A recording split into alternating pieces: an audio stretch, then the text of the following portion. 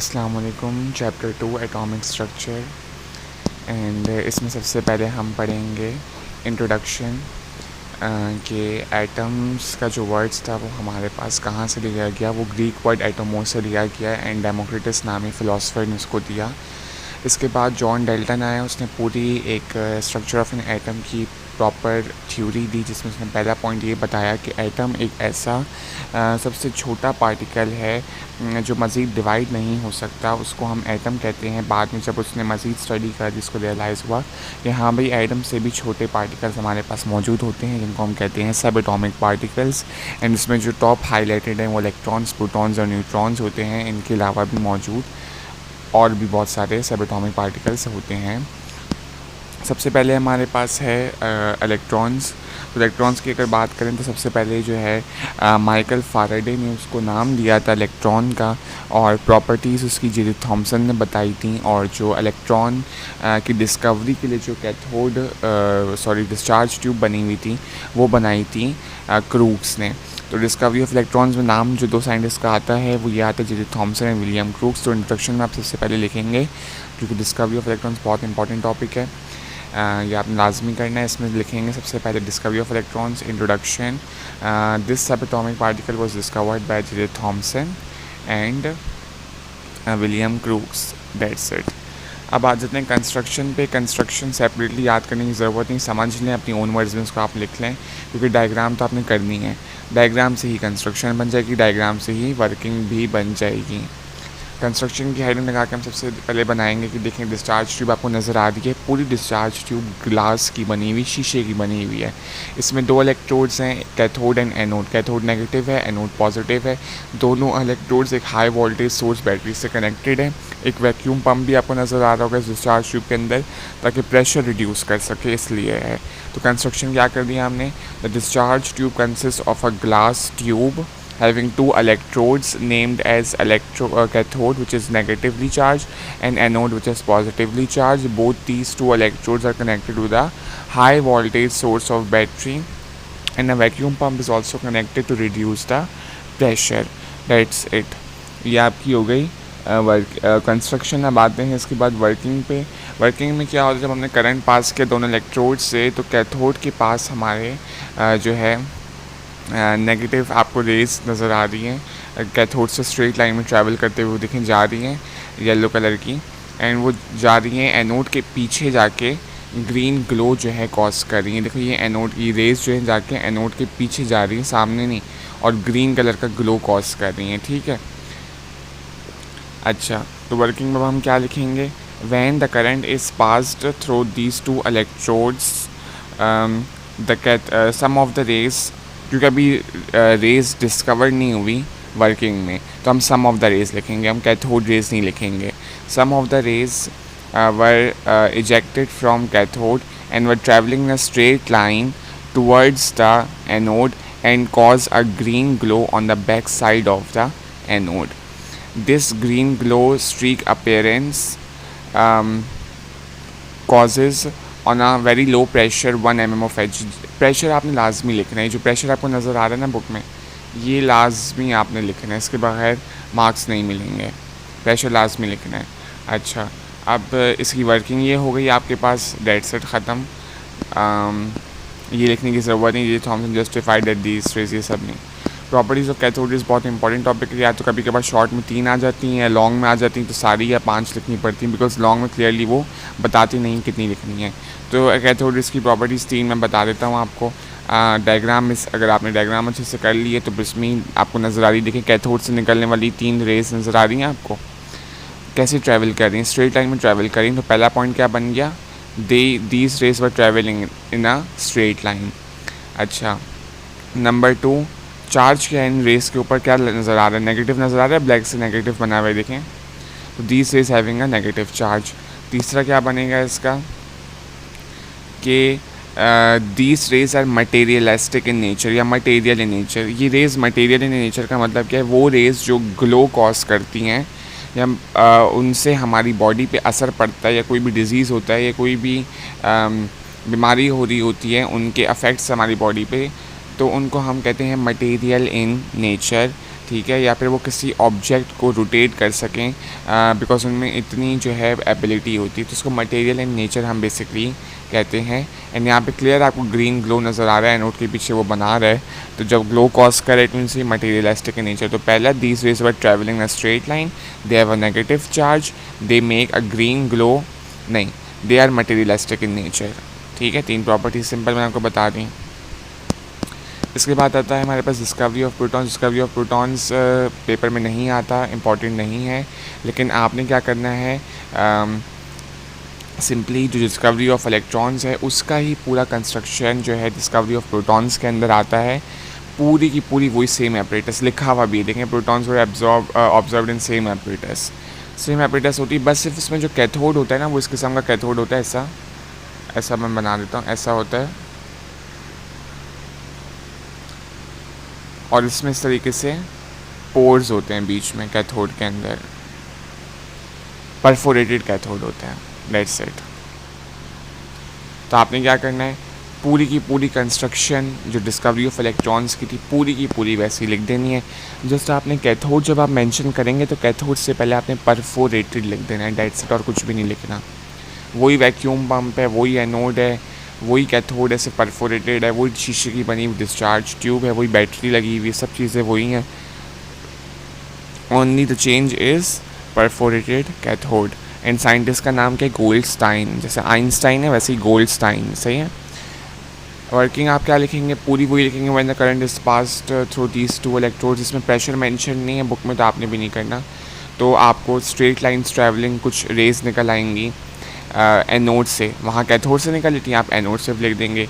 And they were making a red glow, वहाँ green glow था, यहाँ red glow on the back side of cathode, वहाँ on the back side of anode था, यहाँ on the back side of cathode था, वहाँ green glow था electron में, यहाँ रेड ग्लो है। इस तरीके से याद करेंगे तो ईजी हो जाएगा, ठीक है। डायग्राम से करेंगे तो ही ईजी होगा। इसकी भी प्रॉपर्टीज़ पूछ लेते हैं, सही है। बाकी ये सब चीज़ें कुछ भी नहीं लिखनी है पेपर में, ये नहीं लिखनी, बस सिंपल आपने कंस्ट्रक्शन पूरी की पूरी इलेक्ट्रॉन वाली लिखनी है। वर्किंग मैंने आपको बता दी, करंट पास हुआ कैथोड और एनोड में, तो एनोड से कुछ हमें ब्लू कलर की रेस निकलती हुई नज़र आई, एंड वो कैथोड के पीछे जाकर उन्होंने रेड ग्लो कॉज किया, एंड इसको हम कहते हैं कैनाल रेस या पॉजिटिव रेस या प्रोटॉन्स कहते हैं। कैनाल रेस इसलिए कहते हैं बिकॉज ये ना कैथोड जो था ना वो ऐसा परफोरेटेड था, ठीक है। तो ये इन सुराख में से वो गई थी पॉजिटिव रेस, ये जो निकल रही है ना, ये इस तरीके से गई थी, और कैथोड के पीछे रेड ग्लो बनाया था इन्होंने। तो क्योंकि ये इसमें से निकली थी, इनको ये बेसिकली कैनाल कह रहे हैं, ठीक है, तो इसलिए कैनाल रेस इनको कहते हैं। तो कैनाल रेज आए, प्रोटॉन्स आए, एक ही चीज़ है। अगर कैथोड रेज आए, इलेक्ट्रॉन्स आए, तो एक ही चीज़ है।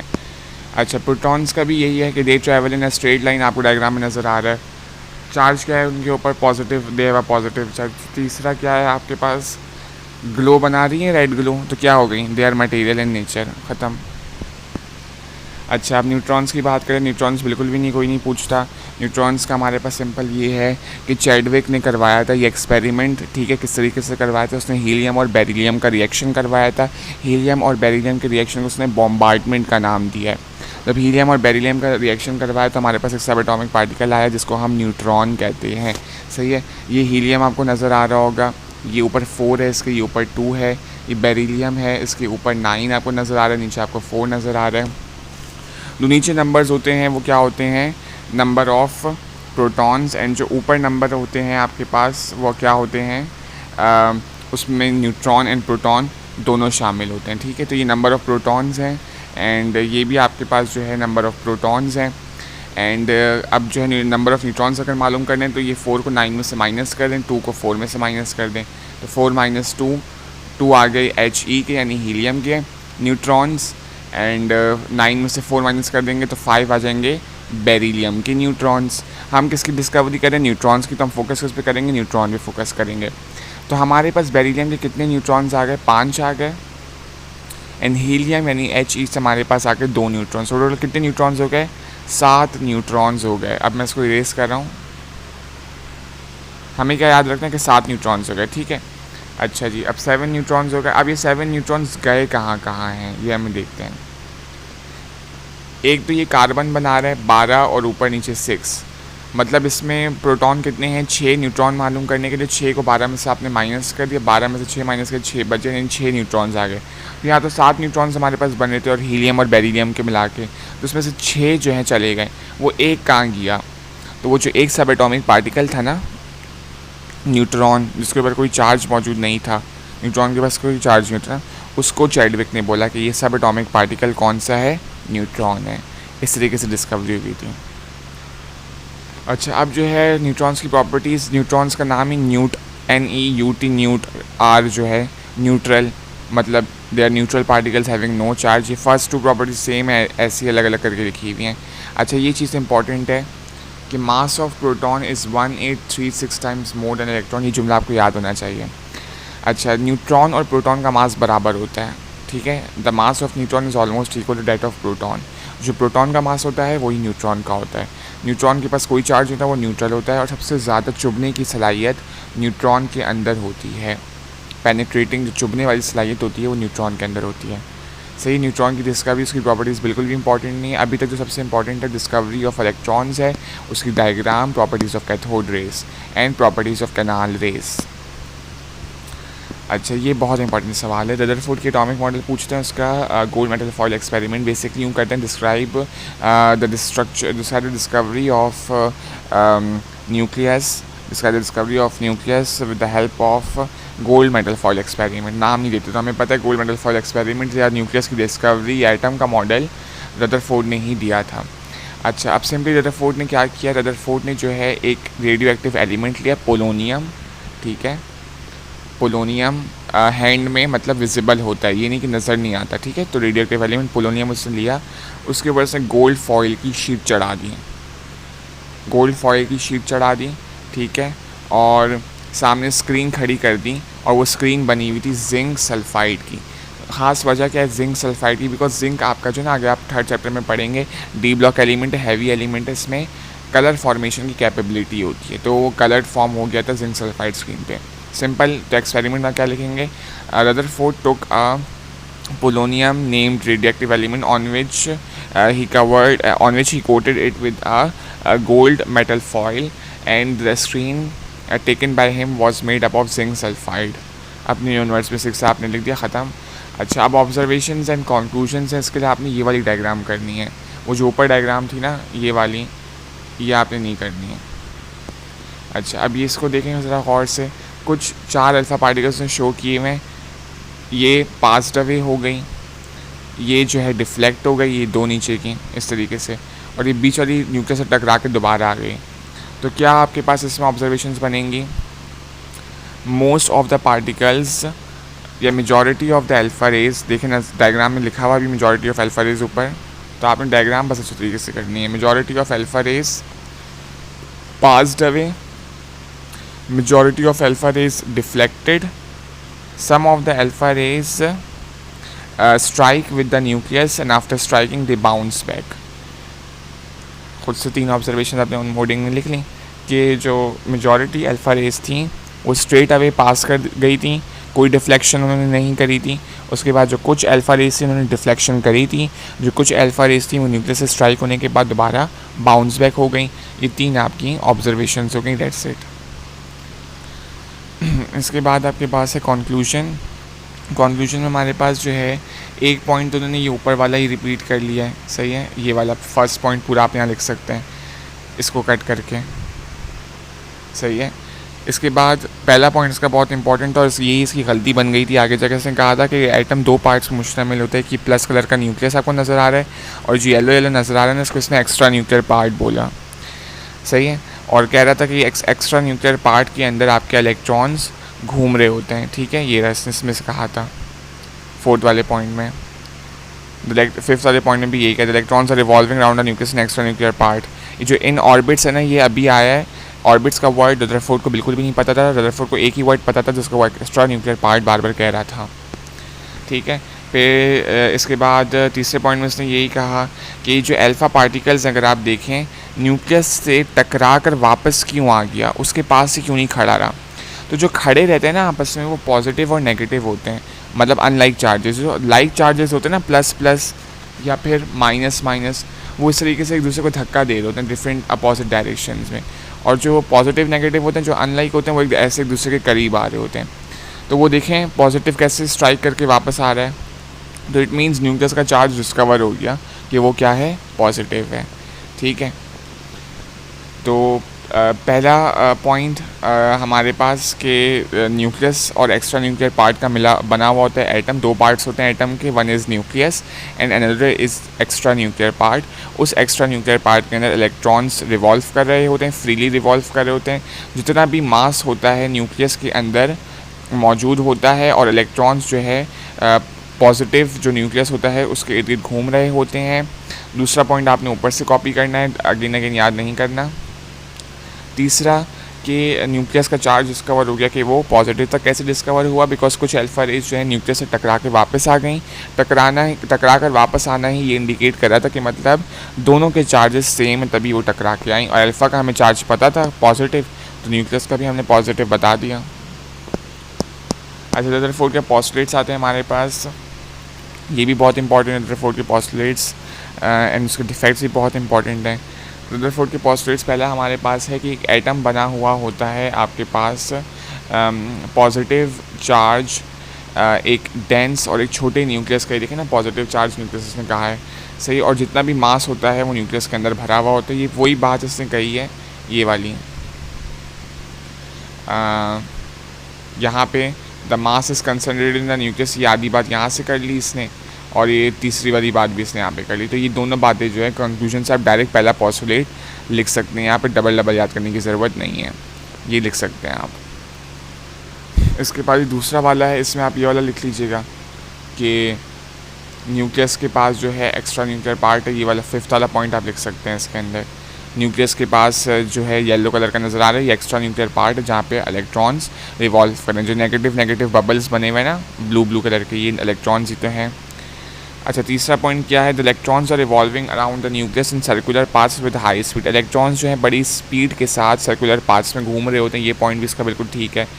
इन सर्कुलर पाथ्स को जो है ऑर्बिट्स कहते हैं। ये पॉइंट रदरफोर्ड का एक्चुअली नहीं है, रदरफोर्ड को ऑर्बिट का नाम भी नहीं पता था, उसको सिर्फ एक्स्ट्रा न्यूक्लियर पार्ट का पता था। ऑर्बिट का नाम नील बोहर ने दिया था, जो हम आगे पढ़ेंगे। अच्छा, an atom is electrically neutral. एक एटम इलेक्ट्रिकली न्यूट्रल होता है बिकॉज उसमें सेम नंबर के प्रोटॉन होते हैं, जितने यानी प्रोटॉन होते हैं उतने ही इलेक्ट्रॉन होते हैं। ये बात भी उसने ठीक कही दी है। एक एटम में याद रखिएगा जितने प्रोटॉन होते हैं उतने ही इलेक्ट्रॉन भी होते हैं, सिर्फ न्यूट्रॉन चेंज होते हैं। प्रोटॉन जितने होते हैं उतने ही इलेक्ट्रॉन भी होते हैं। अच्छा, लास्ट पॉइंट इसने क्या कहा, the size of the nucleus is very small as compare to the size of its original atom. ये बात भी आई थिंक इसने ऊपर कही थी कि न्यूक्लियस का साइज़ जो है वो छोटा होता है as compare to size of an atom. और ये कोई याद करने वाली बात नहीं, डायग्राम आपको नज़र आ रहा है न्यूक्लियस का साइज़ कितना छोटा सा है, एटम का साइज़ ये पूरा इतना बड़ा है, सही है। तो सिंपल पॉइंट्स थे कि एक पार्ट एटम का न्यूक्लियस होता है, एक एक्स्ट्रा न्यूक्लियर पार्ट होता है। उस एक्स्ट्रा न्यूक्लियर पार्ट में इलेक्ट्रॉन्स आपको फ्रीली रोटेट करते हुए नज़र आ रहे होते हैं। जितना भी मास होता है एक एटम का वो न्यूक्लियस के अंदर होता है। एक एटम जो है न्यूट्रल होता है क्योंकि उसमें सेम नंबर के प्रोटॉन्स होते हैं, सेम नंबर के इलेक्ट्रॉन्स होते हैं, ठीक है। और एटम का साइज़ जो है बड़ा होता है, न्यूक्लियस का साइज़ छोटा होता है। बस ख़त्म, ये सारे पोस्टुलेट्स थे। डिफेक्ट्स क्या आए थे, पहला डिफेक्ट उसका ये आया था कि उसने कहा था कि ये जो इलेक्ट्रॉन्स हैं ये एक्स्ट्रा न्यूक्लियर पार्ट के अंदर घूम रहे हैं, सही है। यानी दूसरा वाला आप पॉइंट लिखेंगे, ये इसका डिफेक्ट था, सही है। तो ये इसका रॉन्ग पॉइंट था कि इलेक्ट्रॉन्स जो हैं कंटिन्यूसली एक्स्ट्रा न्यूक्लियर पार्ट के अंदर रिवॉल्व करें, जबकि वो ऑर्बिट्स के अंदर घूमते हैं, एक्स्ट्रा न्यूक्लियर पार्ट में नहीं घूमते।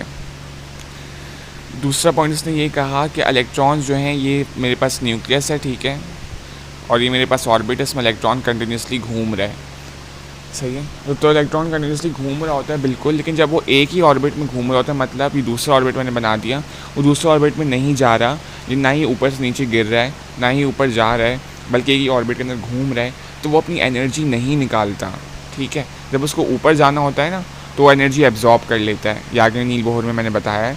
और जब ऊपर से नीचे आता है तो अपनी एनर्जी को रिलीज़ कर देता है, ठीक है। तो और जब एक ऑर्बिट में होता है तो वो अपनी जो है एनर्जी ना ही लॉस करता है ना ही एब्जॉर्ब करता है। तो नील रदरफोर्ड कह रहा था कि नहीं वो अपनी एनर्जी जो है कंटिन्यूसली निकालता रहता है, इस वक्त तक निकालता रहता है जब तक कि वो न्यूक्लियस के अंदर जाके ना गिर जाए। तो ये बात उसकी गलत थी। फिर उसने यूँ बोला कि इससे जो है हमारे पास लाइन स्पेक्ट्रम बनता है। तो साइंटिस्ट ने बोला जब आप कह रहे हैं कि इलेक्ट्रॉन्स, आप कह रहे हैं कि कंटिन्यूसली रिवॉल्व करते रहते हैं, जो कि बात ठीक है, तो उसके मुताबिक तो फिर कंटिन्यूस स्पेक्ट्रम बनना चाहिए था। फिर आप कह रहे हैं कि लाइन स्पेक्ट्रम क्यों बन रहा है? सही है, रदरफोर्ड सही कह रहा था कि लाइन स्पेक्ट्रम बनता है, बिल्कुल लाइन स्पेक्ट्रम ही बनता है, वो उसने गलत नहीं कहा। लेकिन उसने ये कहा कि इलेक्ट्रॉन कंटिन्यूसली घूमते रहते हैं, वो अपनी एनर्जी निकालते रहते हैं और वो अल्टीमेटली न्यूक्लियस में गिर जाते हैं। तो ये बात उसकी गलत थी। मतलब जैसे कि मैंने हेडिंग सही डाली हुई है पेपर के अंदर, बोहर की हेडिंग डाली हुई है मैंने। मेरे से पूछा कि फॉर एग्जांपल कि प्रॉपर एटॉमिक मॉडल किसने पेश किया, मैंने बोहर लिखा हुआ है और बोहर के नीचे मैं लिख रहा हूँ कि this model was represented by Rutherford.